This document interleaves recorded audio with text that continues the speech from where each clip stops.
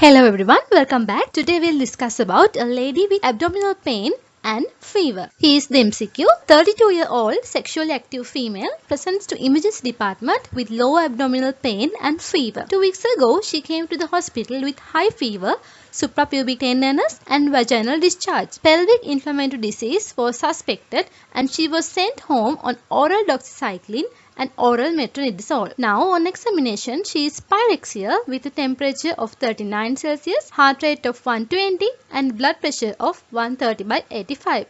So we are asked about what is the most appropriate investigation. Option A, urine analysis. Option B, high vaginal soap.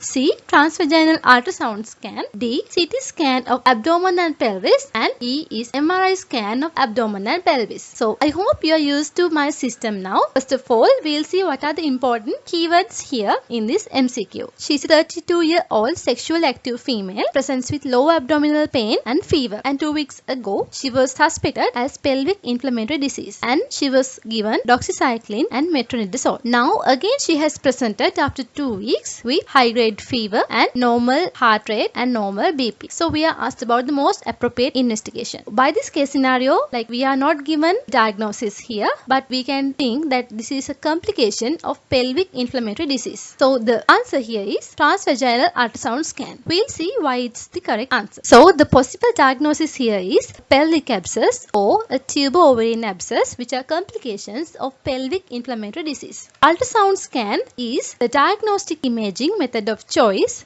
for acute pelvic pain in gynecology. Ultrasound scan can easily diagnose sequelae of PID, including pyrosalpinx and tubo-ovarian abscess. Ultrasound scan, the transvaginal ultrasound scan is the most preferred one. But if patient is having pain, a severe pain, and if she cannot tolerate, we can go for the transabdominal ultrasound scan. And always keep in mind that ultrasound scan is more favorable, more superior than CT scan in detecting abscess in pelvis, especially like tubo-ovarian abscesses. You can do the CT scan. The symptoms are non-specific. Like if you suspect appendicitis or any bowel pathology, then you can do the CT scan as your first choice. Here are given a history that she has had a history of pelvic inflammatory disease and treated for it. So we should think that it's a complication of the PID. You should know complications of PID. Accordingly, we can choose best answer. MRI scans have slightly higher sensitivity and specificity, but when compared to ultrasound scan